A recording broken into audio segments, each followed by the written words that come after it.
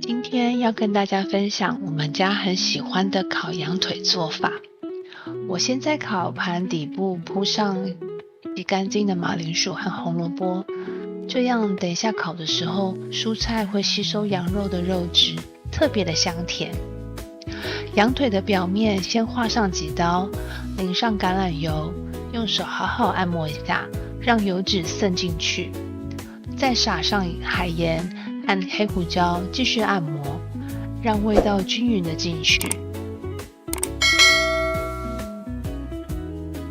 接着用小刀在羊腿上戳个几个小洞，塞进大蒜，这样烤的时候蒜香会慢慢的飘出来。表面再放几支迷迭香，当然你也可以塞进小洞里，味道会更有层次。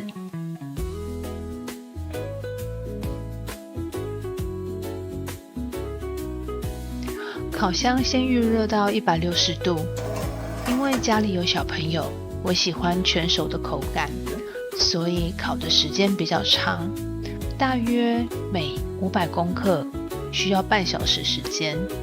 今天这只羊腿大约是3公斤，所以我们烤了3个小时。烤好之后，外皮金黄焦脆，里面全熟，却依然香甜滑嫩，咬下去真的是太幸福了。